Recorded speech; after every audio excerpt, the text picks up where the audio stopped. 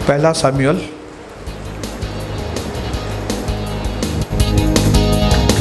Thank you Lord, आमीन, धन्यवाद प्रभु। पहला शमूएल की किताब खोलेंगे, 2 अध्याय।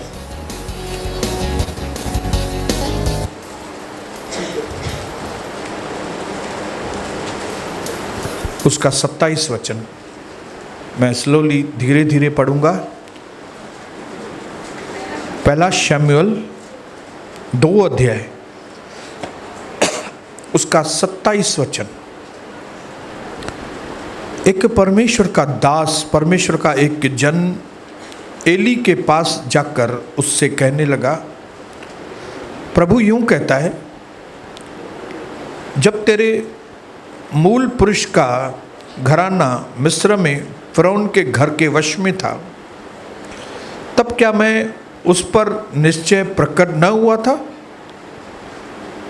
क्या मैंने उसे इज़राइल के सब कुलों में से इसलिए चुन नहीं लिया कि मेरा याचक होकर मेरी वेदी के ऊपर चढ़ाए, धूप जलाए और मेरे सामने एपोद पहना करे, मतलब मेरी सेवा करे? क्या मैंने तेरे मूल पुरुष के घराने को इज़राइलियों के कुल हव्य न दिए थे? इसलिए मेरे मेल बलि और अन्न बलि, जिसको मैंने अपने निवास स्थान में चढ़ाने की आज्ञा दी है, उन्हें तुम लोग क्यों पांव तले रोनते हो? अभी वो टॉपिक के ऊपर आ रहा है। प्रभु का जन जो उसके ऊपर न्याय बोलने के लिए आया था, अभी वो अपनी पॉइंट के ऊपर आ रहा है। हाँ, तुमको प्रभु ने चुना, एली को बोल रहा है, तुमको याचक बनाया, तुमको पास्टर बनाया, तुमको लीडर बनाया, तुम्हारे लोगों के ऊपर उसने इतनी दया की, तो अब उन लोगों को तुम उसकी शिक्षाओं को पांव तले रोनते हो। एली, तू क्यों अपने पुत्रों का आदर मेरे आदर से भी अधिक करता है? हाँ, तू अपने बेटों को समझाता नहीं है? तू अपने पुत्रों का आदर मेरे आदर से भी अधिक करता है कि तुम लोग मेरे इजरायली प्रजा की अच्छी से अच्छी भेंटें खा खा कर मोटे हो गए हो, मोटे हो जाओ। इसलिए इजराइल के प्रभु परमेश्वर की यह वाणी है कि मैंने कहा तो था कि तेरा घराना और तेरा मूल पुरुष का घराना मेरे सामने सदैव चला रहेगा, परंतु अब प्रभु की यह वाणी है कि यह बात मुझसे दूर हो, क्योंकि जो मेरा आदर करें मैं उनका आदर करूंगा, और जो मुझे तुच्छ जाने वे छोटे समझे जाएंगे। और फिर आगे सीधे मैं पढ़ रहा हूं 34 वचन में। प्रभु के दास ने कहा, मेरी इस बात का चिन्ह वह विपत्ति होगी जो होफ्नी और पीनास नामक तेरे दोनों पुत्रों पर पड़ेगी, अर्थात वे दोनों के दोनों एक ही दिन में मर जाएंगी, और मैं अपने लिए एक विश्वास योग्य याचक ठहराऊंगा जो मेरे हृदय और मन की इच्छा के अनुसार सेवा किया करेगा। मैं उसका घर बसाऊंगा और स्थिर करूंगा, और वह मेरे अभिषिक्त के आगे आगे सब दिन चला फिरा करेगा। यहाँ पे एक प्रभु का दास जो है, वो एली याचक के पास आके उसकी बर्बादी का जो समय आने वाला है उसके बारे में उसको बता रहा है कि परमेश्वर ने तो तुम पर दया की थी, परमेश्वर ने तुमको याचक बनाया कि मेरे घर की तुम सेवा करो, लेकिन तुमने एली क्या किया? तुमने अपने बेटों को मेरे से ज्यादा वैल्यू दी। तुमने मेरी विधियों को, मेरी पवित्रता को उतना आदर नहीं दिया जितना अपने बेटों को। क्यों? तुम्हारे बेटे इतने गलत काम करते थे मंदिर में आके, लेकिन तू अपने बेटों को कुछ नहीं बोलता, तू अपने बेटों के ऊपर कड़क नहीं होता। तेरे बेटे मंदिर की औरतों के साथ गलत करते हैं, लेकिन तू कुछ नहीं करता। तू उनको लकड़ी नहीं उठाएगा, तू उनके ऊपर हाथ घुमाएगा। तेरा बेटा दारू पीता है और तू अपने दारू पीने वाले बेटे को कुछ नहीं बोलेगा, तू आराम से उसके साथ बैठ के खाना खाएगा, न उसको समझाएगा, न उसको कड़क बात करेगा, न उसको परमेश्वर का भय दिलाएगा, तो कुछ नहीं करेगा। उसके लिए तू तो मरेगा एली, तेरे दोनों बेटे भी मरेंगे, तेरे दिन खराब आने वाले, तेरे दिन खराब होंगे। ये परमेश्वर का जन आके याचक को बोल रहा है। जिनके पास परखने का वरदान होता है परमेश्वर की ओर से, उनको समझ में आता है आने वाले समय में क्या होने वाला है। इस व्यक्ति का बहुत भला होने वाला है कि इस व्यक्ति के ऊपर मुसीबत आने वाली है।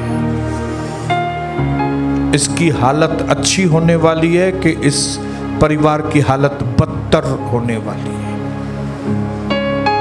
भारत का समय अच्छा होने वाला है कि भारत इंडिया का समय खराब होने वाला है। कौन से लोगों के साथ?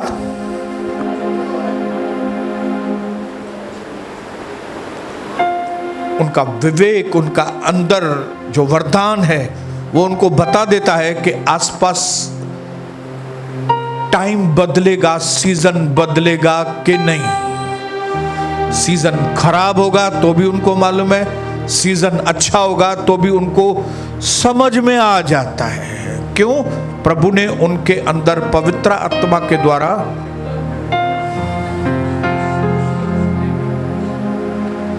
एलिया ने आहाब से कहा, जब तक मैं नहीं बोलूंगा तब तक यहां बारिश नहीं होगी।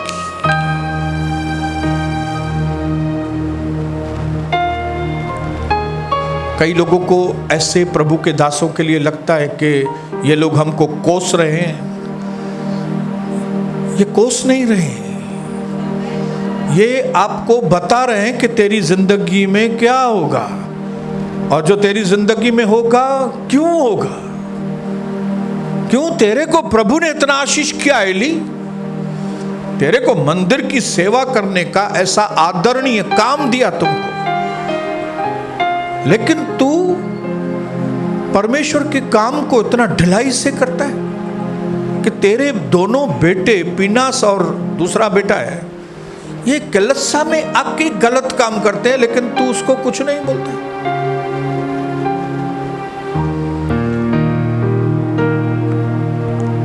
इसके लिए क्या होगा?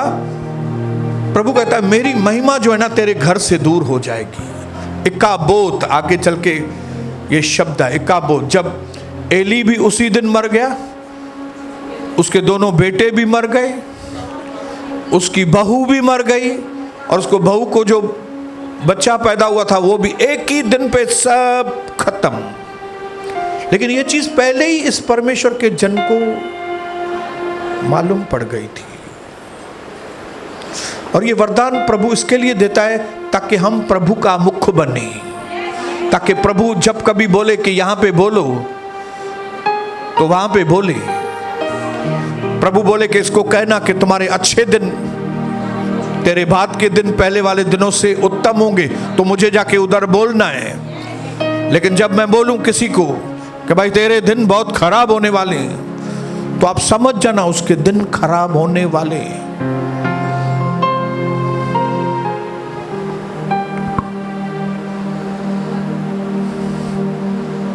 जब कभी जो भी व्यक्ति बाप से नहीं सुनता, उसका बेटा उसको बराबर से समझाएगा। ये मेरे शब्द नहीं है, ये मेरे पिता के शब्द हैं।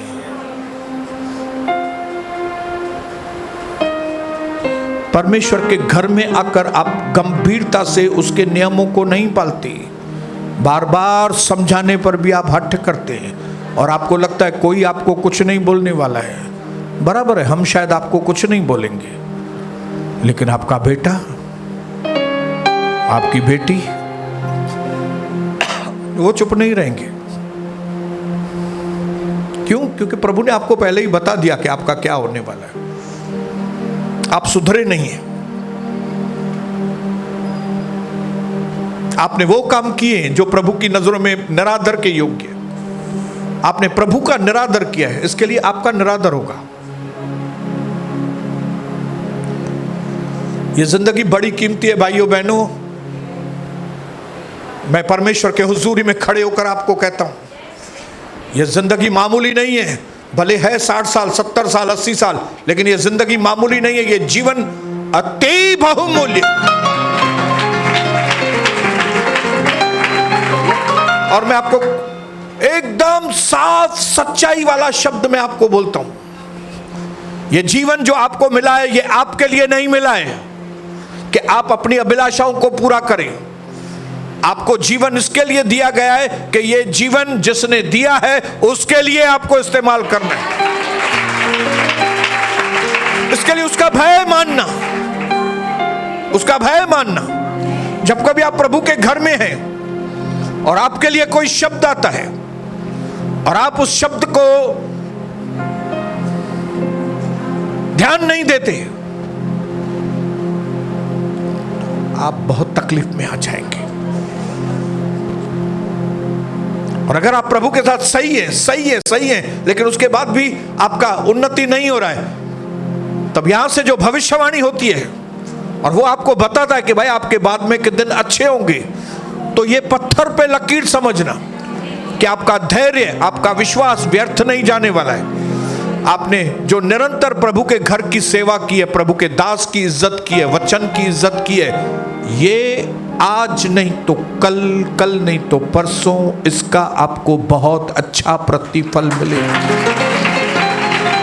ये पक्की है बात, पक्की है। अगर आप प्रभु की वाणी सुनने के बाद भी अपनी चलाएंगी, प्रभु के कामों के विरोध में जाएंगी, अपनी मनमानी से जीवन बिताएंगी, तो आपको ये जिंदगी में बहुत महंगा पड़ जाएगा। क्योंकि परमेश्वर के वचन को कोई ठट्ठों में नहीं उड़ा सकता है। मनुष्य जो बोता है वही काटता है। और आज प्रभु के वचन से हमने एकदम साफ रीति से सुना है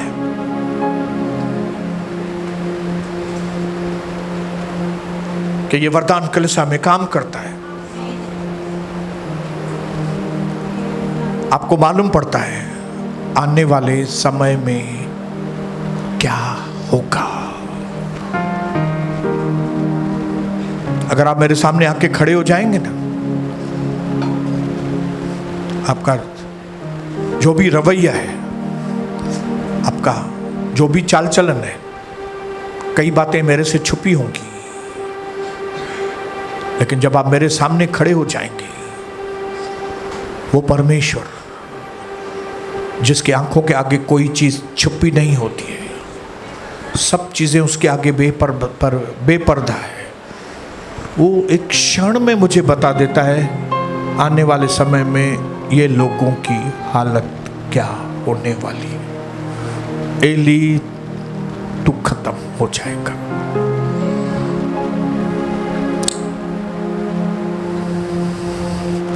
अगर एली चाहता तो अपने दिनों को बदल सकता था।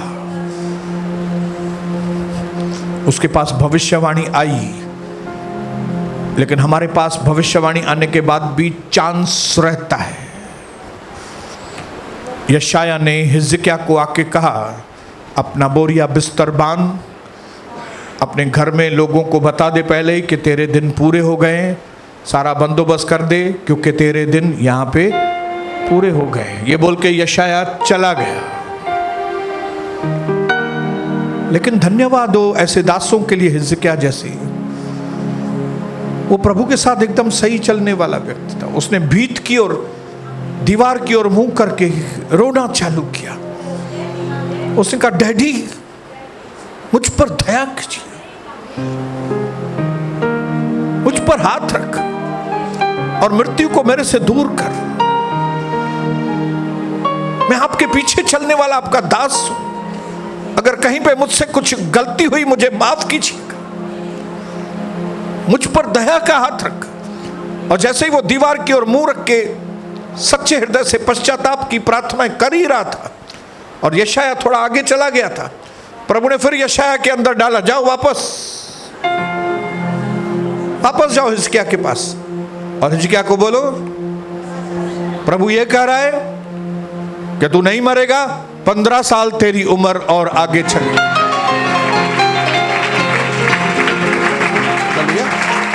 न सिर्फ बाइबल में प्रॉब्लम कैसे आते हैं वो आपको मालूम पड़ेगा, लेकिन प्रॉब्लम जाए कैसे वो भी आपको मालूम पड़ता है।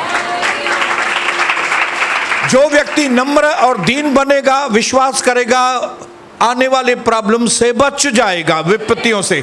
लेकिन जो घमंड करेगा, हठ करेगा, उड़ जाएगा।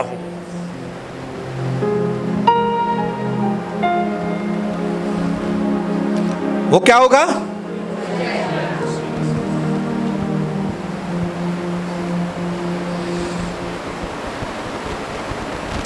इसके लिए मैंने अपने 33 साल के अनुभव से देखा है, प्रभु किसी को ऐसे नाश नहीं करता। पहले वार्निंग भेजता है, पहले चेतावनी भेजता है, पहले छोटी हथौड़ी, फिर थोड़ी बड़ी हथौड़ी मारता है, फिर थोड़ी और बड़ी हथौड़ी मारता है। प्रभु ऐसे ही नहीं मारता किसको भी, वो दयालु है, अनुग्रहकारी है। क्यों? प्रभु को मालूम है कि मैंने जो इसको जीवन दिया है ये बहुमूल्य है। और ये जीवन कैसा है भाइयों बहनों? छोटा है। धरती पर कैसा जीवन है ये? बोलो, छोटा है। आप ये ना समझो कि मेरा इस दुनिया में समय जो है बड़ा है। अपने पड़ोसी को पूछो, क्या आपको लगता है कि जमीन पर, धरती पर आपको बहुत समय? पूछो जरा, आपको लगता है आपको बहुत समय? Do you have enough time on this earth? अभी मैं पढ़ते जा रहा हूं और आप सुनते जाना।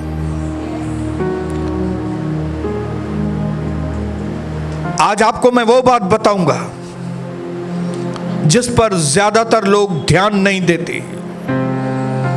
इसलिए नहीं कि वो बात निकम्मी है, पर इसलिए ध्यान नहीं देते इन बातों के ऊपर क्योंकि ये बातें उनके अंदर बेचैनी पैदा करती हैं। इसके लिए लोग इन बातों को अवॉइड करते हैं, बोलते काश ये चीज सुनूं ही नहीं। इसलिए नहीं कि निकम्मी बातें, पर इसके लिए क्योंकि अंधमान पैदा करती है। ध्यान दीजिएगा भाइयों बहनों, सबसे अमीर व्यक्ति के पास भी और सबसे गरीब व्यक्ति के पास भी जब वो सुबह को नींद से उठते हैं उनके पास 24 घंटे होते हैं। कोई भी व्यक्ति हो, हालेलुया, पूरे 24 घंटे उनको मिलते हैं। राजा और भिखारी दोनों को एक ही सूरज दिखता है। सफल व्यक्ति हो या असफल व्यक्ति हो, उनको एक जैसा ही दिन मिलता है। फर्क सिर्फ इतना है कि वे लोग उसको कैसे इस्तेमाल करते हैं। बाकी है सबको एक ही दिन, 24 घंटे। सूरज भी वही है, चांद भी वही है, सब वही है सबको। फर्क क्या है? सिर्फ वे उस दिन को कैसे इस्तेमाल करते हैं। इसके लिए मेरे बच्चों, मेरे प्रभु के बेटे और बेटियों, यह पृथ्वी जो है ना, यह पृथ्वी, इस पृथ्वी में एक ऐसी जगह है जहां पे ऐसे सपने भरे हुए हैं जिनके पीछे कोई भी चला ही नहीं। इस पृथ्वी पर एक जगह है, उस जगह में बहुत सारे ऐसे सपने हैं जिनके पीछे कोई पड़ा ही नहीं कि वो सपने पूरे कर सके। ऐसे कई किताब हैं जो कभी भी लिखे नहीं गए और ना पढ़े गए। ऐसे धंधे जो कभी शुरू ही नहीं किए गए। इस तरह की सेवाएं प्रभु की जो उस तरह से की नहीं गई। ऐसे गीत उस जगह में पड़े हैं जो कभी गाए नहीं गए। ऐसी माफियां एक जगह पे पड़ी हुई हैं जो मांगी नहीं गई। ऐसी माफियां जो दी नहीं गई एक जगह पे पड़ी हुई हैं। ऐसे पश्चाताप वहां पे पड़े हुए जो कभी नहीं किए गए। ऐसा प्यार वहां पे पड़ा है जो कभी जाहिर नहीं किया गया। ऐसी वफादारियां वहां पे पड़ी हैं जो कभी निभाई नहीं गई। यस, पृथ्वी पर ऐसी जगह है जहां ऐसे सपने हैं जो कभी पूरे नहीं किए गए। और वो जगह पृथ्वी में और कोई दूसरी नहीं, वो कब्रिस्तान है।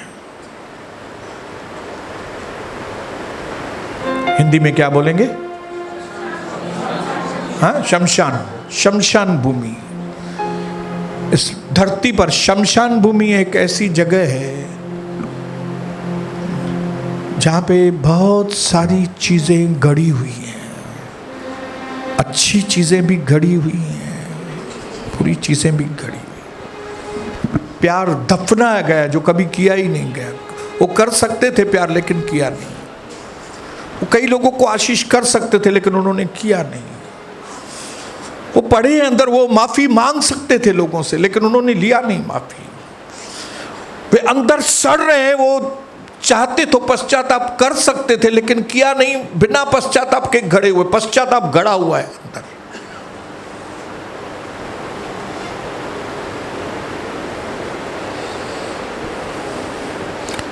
कब्रिस्तान ऐसे लोगों से भरा हुआ है जिनको लगता था कि उनके पास समय है, बहुत है, ये काम मैं बाद में करूंगा।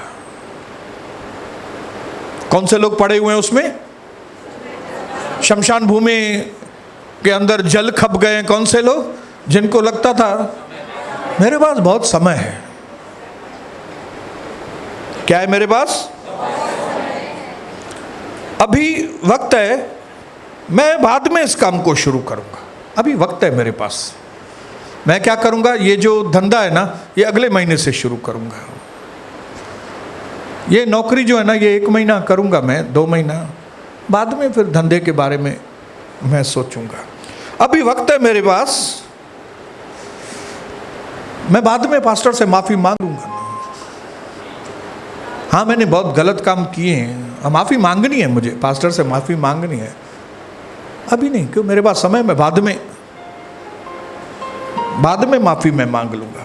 अभी वक्त है, मुझे जो बनना है वो बनने के लिए मेरे पास अभी बहुत वक्त है।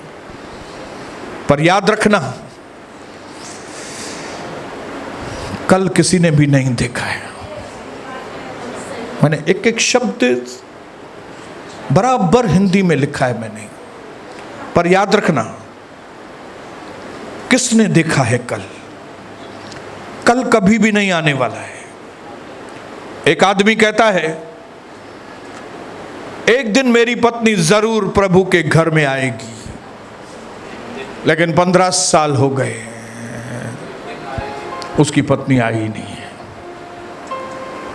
एक बहन कहती है मैं जरूर एक दिन पति को जीत कर लेके आऊंगी, और उसको 18 साल हो गए लेकिन बाद में वो खुद ही गायब हो गई है यहां से।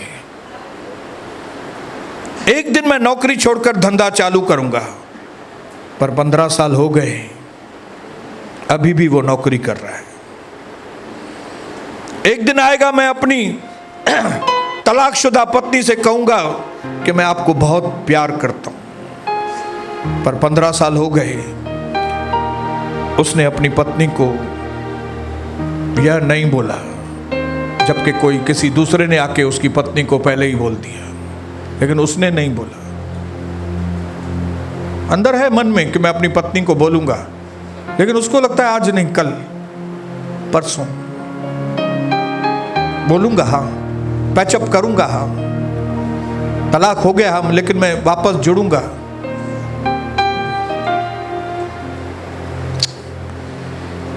एक दिन आएगा मैं अपने पास्टर से माफी मांगकर कहूंगा, मैंने आपकी बहुत निंदा की है, मेरी वजह से कलीसिया 2 भागों में टूट गई, मैंने परमेश्वर के वचन का, प्रभु के घर का निरादर किया है, लेकिन कई साल हो गए उन्होंने ये काम नहीं किया है।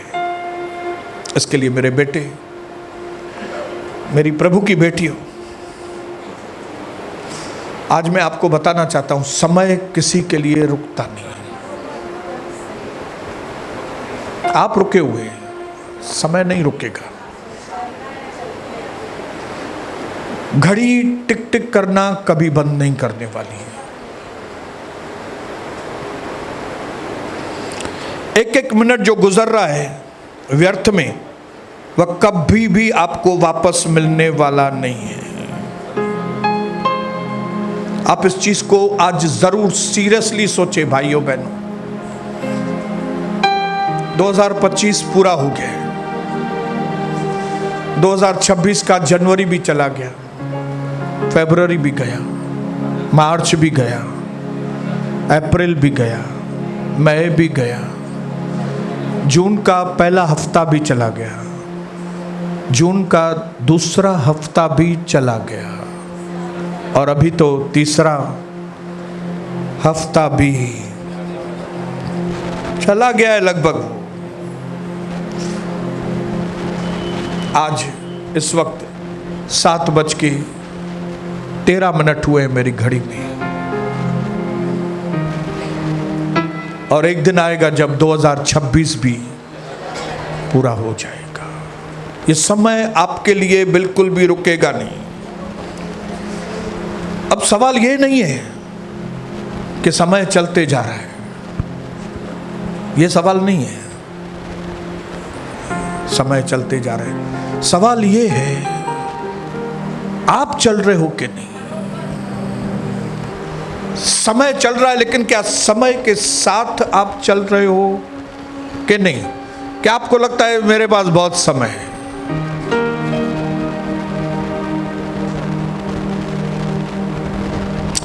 क्या आप समय के साथ आगे चल रहे? क्या आप आत्मा में, प्रार्थना में, कामों में समय के साथ आगे बढ़ रहे हैं? कई लोग जिंदगी भर इंतजार करते हैं कि सही समय आएगा और कुछ भी आगे नहीं करते, इंतजार करते रहते हैं, बस सही समय आएगा, परफेक्ट टाइम आएगा एक दिन, फिर हम वो करेंगे। सिद्ध टाइम आएगा, परफेक्ट टाइम, जब सब हालातें परफेक्ट होंगी, उस दिन में। और इस तरह से वे अपने आप को कैद में रखे हुए हैं। ये सोच के उन्होंने क्या किया है? अपने आप को जंजीरों में बांध दिया है। ध्यान से सुनिए मैं क्या बोलता हूं।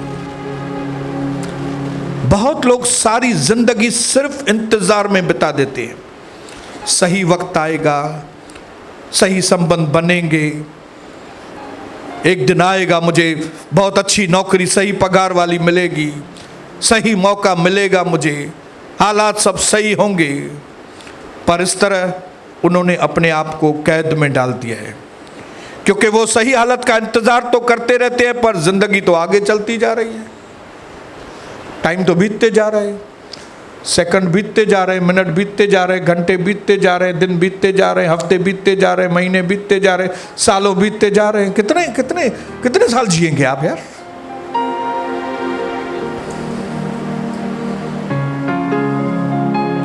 कितनी देर एक जगह पे खड़े रहेंगे? एक जहाज जो वो किनारे के ऊपर एकदम सुरक्षित होता है। एक पानी का जहाज तट पर हमेशा सुरक्षित रहता है, परंतु जहाज को किनारे पर खड़े होने के लिए नहीं बनाया गया है, लेकिन उसे समुद्र की लहरों का सामना करने के लिए, तूफानों से लड़ने के लिए और कई नई जगहों की खोज करने के लिए बनाया गया है। इसी प्रकार आपको भी बनाया गया है, मुझे बनाया गया। मुझे एक जगह खड़े होने के लिए नहीं, खाली इंतजार खाली इंतजार खाली इंतजार करने के लिए प्रभु ने मुझे नहीं बनाया। इसी प्रकार आप इसलिए नहीं बनाए गए कि जीवन भर बस सिर्फ सोचते रहें, तैयार होते रहें, सोचते रहें, तैयार होते रहें, सोचते रहें, तैयार होते रहें। आपकी रचना की गई है ताकि आप जिएं, बढ़ें आगे, आप उन्नति करें, कुछ बनाएं, प्यार करें, प्रार्थनाएं करें, कुछ अपने अंदर से परमेश्वर के लिए दें, अपनी छाप छोड़कर जाएं, इतिहास बनाकर जाएं। आप इसके लिए बनाए गए। इसके लिए मेरे बेटे, मेरी प्रभु की बेटी, एक दिन आएगा जब आपके बाल जो हैं वो काले थे लेकिन वो सफेद हो जाएंगे। मेरे बेटे, एक दिन आएगा जब आपके बच्चे होंगे और वो भी समझदार हो गए होंगे। एक दिन जो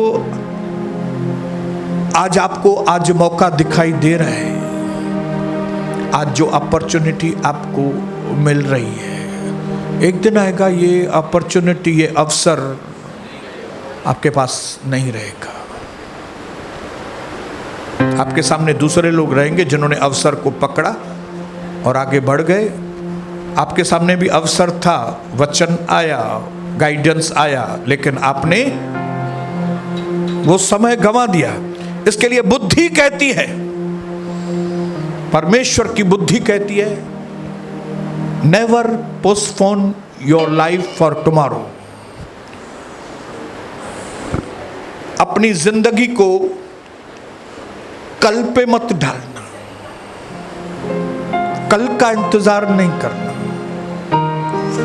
अपनी जिंदगी को कल की वजह से रोक न देना। कल करूंगा, मैं परसों करूंगा, ये 1 तारीख से मैं ऐसा करूंगा, ये अगले महीने से ऐसा करूंगा। अपनी जिंदगी को कल की वजह से रोक न देना, कल का इंतजार नहीं करना। जो करना है आज करो, क्योंकि कल कभी आता नहीं। किसने देखा है कल?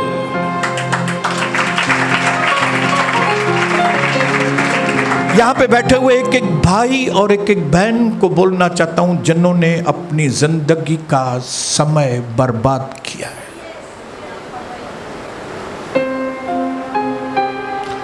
उनका जो परखने का वरदान है, उन्होंने उसको साइलेंट किया है और साइलेंट करके अपने आप से बात किया है, कल करेंगे ना। ब्रदर समझा रहे हैं, सिस्टर समझा रहे हैं, हाँ मैं ना नहीं बोल रहा हूं, लेकिन कभी करेंगे कल। अभी आज ही प्रार्थना करके क्यों नहीं काम पे लग जाएं भाई? बोलो अपने पड़ोसी को, अभी आज ही प्रार्थना करके काम पर लग जाओ ना।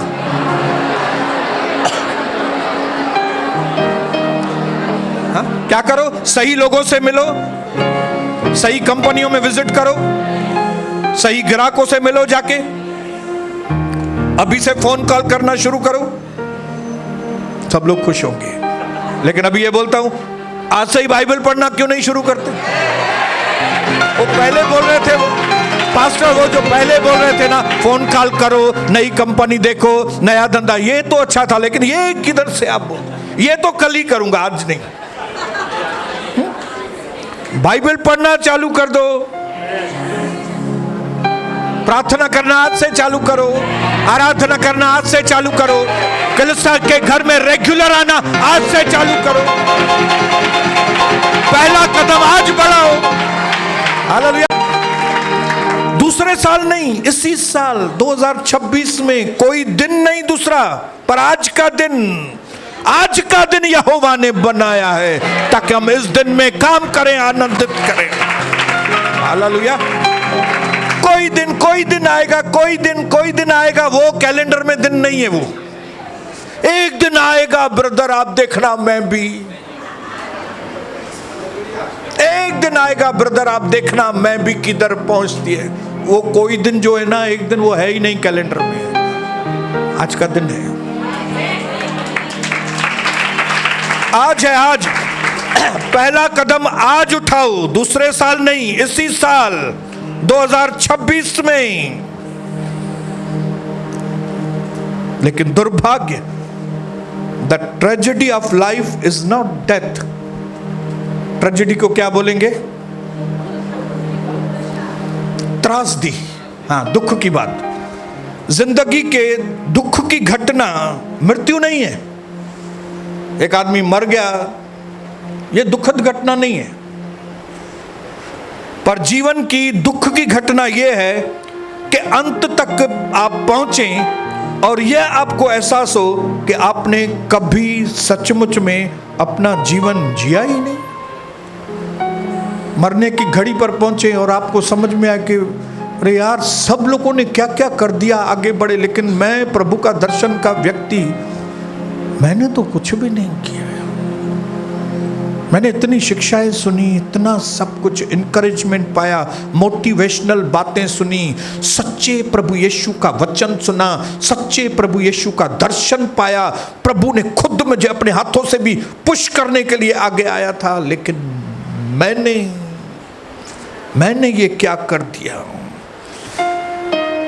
जो हमने अपने जीते जी अपने अंदर बहुमूल्य बातों को मार डाला।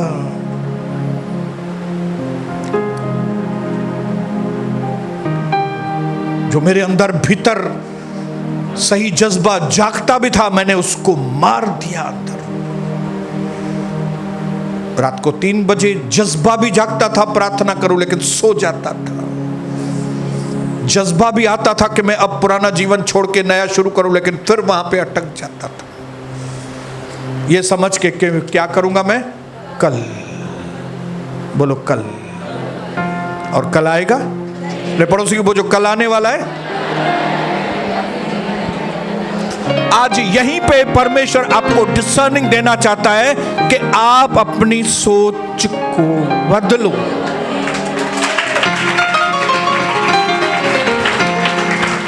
जिंदगी में प्रभु हम सबको बहुत कुछ सिखाता है, पर दुख की बात यह है कि हम देर से उन शिक्षाओं को समझ पाते हैं। एक दिन आपको समझ में आएगा कि आपके साथ ऐसा क्यों हुआ है। प्रभु हमको सिखाता है कई बातें, लेकिन हमको कई बार बहुत देर से ये बातें समझ में आती हैं। मैंने अपने 33 साल के अनुभव में प्रभु के द्वारा मैंने बहुत बातें सीखी हैं। उनमें ये बात है कि लोगों ने मेरा बहिष्कार किया, कई लोगों ने मुझे विश्वासघात किया, कई लोगों ने मुझे धोखे दिए, कई बार मैं निराश हुआ, कई बार मेरा दिल भी टूटा, कई अवसर, जो अच्छे अवसर मुझे मिले थे, मैंने कई अवसर भी खो दिए। कई ऐसे दरवाजे जो मुझे लगते थे हमेशा के लिए खुले रहेंगे, वे मेरे मुंह पे बंद हो गए। एक दिन आएगा, जैसे मुझे समझ में आया है अभी, एक दिन आएगा जब आपको भी सब कुछ समझ में आ जाएगा, पर आज नहीं, आज तक नहीं आया है आपको, लेकिन आगे चल के आपको समझ में आ जाएगा। क्या समझ में आएगा? कि आज आपका मन टूट गया है, आज आप निराश हो गए हैं मेरे बेटे, लेकिन ध्यान से सुनो, आपको समझ में आएगा ऐसा मेरे साथ क्यों हुआ। मेरी जिंदगी में मेरा दिल क्यों टूटा, दरवाजे क्यों बंद थे, निराशा क्यों आ गई, उसके साथ संबंध क्यों टूट गए, उसके साथ ऐसा मेरा क्यों हो गया, ये मैं फेल क्यों हो गया, ये मैं असफल क्यों हो गया, मैं पीछे ढीला क्यों पड़। सब चीजें आपको समझ में आ जाएंगी। जैसे एक छोटे बच्चे को जब डॉक्टर इंजेक्शन लगाता है तो उसको लगता है डॉक्टर मेरा दुश्मन है, वो भागता है, चिल्लाता है छोटा बच्चा कि मुझे। जब एक छोटे बच्चे को इंजेक्शन लगता है तो वह चिल्लाता है, अपने आप को बचाना चाहता है, वह भागता है, वह बचना चाहता है। उसको लगता है कि डॉक्टर उसको दुख देना चाहता है, परंतु डॉक्टर को वो बातें दिखाई देती हैं जो बच्चों को दिखाई नहीं देती है। डॉक्टर जानता है कि कुछ समय की पीड़ा बड़ी तकलीफों को दूर कर देगी। डॉक्टर को मालूम है कि ये सोनी बसंतानी को कुछ लोग धोखे देंगे ना, वो चलेगा, ताकि ये सोनी बसंतानी आने वाले समय की बड़ी मुसीबतों से बच जाए। इसको 1 या 2 बार फिजिकल अटैक, शरीर के ऊपर भी मार खाने का अटैक होने दो। मुझे पहले समझ में नहीं आता था, मेरे ऊपर क्यों अटैक हो रहा है, मुझे ही क्यों लोग धोखा देते हैं। दूसरे पास्टर के ऊपर, किसी के ऊपर मार नहीं पड़ी, मेरे ऊपर खाली क्यों मार पड़ी है। मैं अपने आप को बचाने के लिए, ये करने के लिए क्या क्या करता था, लेकिन फिर प्रभु ने हमको समझाया कि भाई ये इंजेक्शन के जैसा है। डॉक्टर को मालूम है इसको 1 या 2 इंजेक्शन लगाऊंगा, थोड़ी पीड़ा होगी, लेकिन अगर ये इंजेक्शन नहीं लगाऊंगा तो ये मलेरिया, ये पोलियो इस बच्चे को क्या करेगी, हमेशा के लिए खत्म करेगी। जिंदगी में प्रभु ऐसे ही काम करता है। बहुत बार जो बातें हमको सजा लगती हैं वो हमारी सच्ची रक्षा सुरक्षा के समान होती हैं।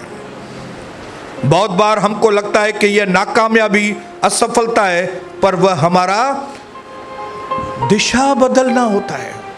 कई जगह पे मैं असफल हुआ हूं, लेकिन अभी समझ में आता है वो असफल नहीं थी, वो तो प्रभु मुझे दूसरी दिशा में लेके जाना चाहता। कई बार मुझे लगता है मैं फॉरेन से वापस क्यों आया, नहीं, प्रभु ने बोला तू उधर मर जाता था अगर फॉरेन में होता था। मैंने ऐसी हालात क्रिएट किए, तू वापस आ जा ताकि तू जिंदा रहे। बहुत समय जो दरवाजा हमारे लिए बंद हो जाता है वह इसलिए ताकि हम उस कमरे में प्रवेश करके बर्बादी होने से बच जाएं। आज मैं आपको अच्छी बातें बताने के लिए, जिन जिन बातों में आपको निराशा है ना, जिन जिन बातों मेरे साथ ऐसा क्यों हुआ, मैं आपको बताऊं वो सारी बातें आपके लिए भलाई उत्पन्न करेंगी। आपने देखा है कई बार हम प्रार्थना करते हैं और हमको जवाब नहीं मिलता तो हम गुस्से में आ जाते हैं, और 5 साल बाद हम धन्यवाद करके अच्छा हुआ कि ये बात मेरे साथ नहीं हुई। आज मैं बोलता हूं अच्छा हुआ वो लोग मुझे छोड़ के चले गए, क्योंकि ऐसे लोगों के साथ मैं कैसे रहता था, ऐसे लोगों के साथ मैं नहीं रह सकता था। आज घर में एक आदमी थोड़ी गड़बड़ करता है, हम नहीं रह पाते उसके साथ, तो आप सोचिए कलीसिया में 30 लोग ऐसे थे तो मैं कलीसिया में रह पाता था? नहीं नहीं नहीं नहीं, नहीं। हालेलुया। ध्यान से सुनिए, जीवन एक किताब को पढ़ने के जैसा है। आप एक पन्ने पर जी रहे हैं पर प्रभु को पूरा किताब मालूम है। आप एक ही पन्ने पे अटके हुए हैं लेकिन प्रभु को पूरा किताब मालूम है। आप आज के अध्याय से घबराए हुए हैं, परंतु प्रभु जानता है कि पूरी किताब कैसी होनी चाहिए। इसलिए आज मैं बुद्धिमानी का सबक आपको देता हूं, बुद्धिमानी का सबक। इसलिए बुद्धिमानी को अपने अंदर कैद कर लो, और उस बुद्धिमानी में क्या करो, धीरज को मिक्स करो, प्रभु के प्रोसेस पर विश्वास करो, प्रभु के कामों पर विश्वास करो। जो प्रभु सबक सिखा रहा है आपको, उन पर भरोसा करो। देरी होने का मतलब यह नहीं कि प्रभु ने आपको ना बोल दिया है। किसी बात का खत्म होना मतलब नहीं कि असफलता हो गई आपकी। कई दरवाजे मेरे लिए बंद हैं, इसका मतलब यह नहीं कि मैं असफल हो गया। आज मुझे समझ में आता है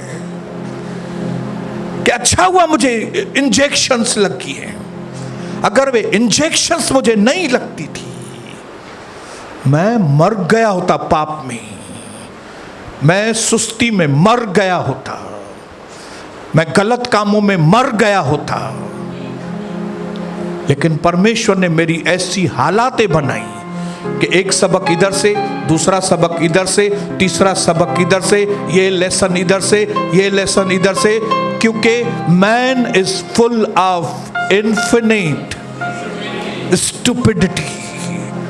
ये इंसान असीमित बेवकूफियों से भरा हुआ है और प्रभु इंजेक्शन लगाता है, बेवकूफी मरती जाए, बुद्धिमानी जाहिर हो। बेवकूफी मरती जाए, बुद्धिमानी जाहिर हो। बेवकूफी, इसके लिए उसने एक ऐप हमारे अंदर रखा है, वो है डिसर्निंग। और जब ये डिसर्निंग परखने का आत्मा, ये ऐप काम करना चालू करता है ना, तब आपको सब चीजें समझ में आना चालू हो जाती है।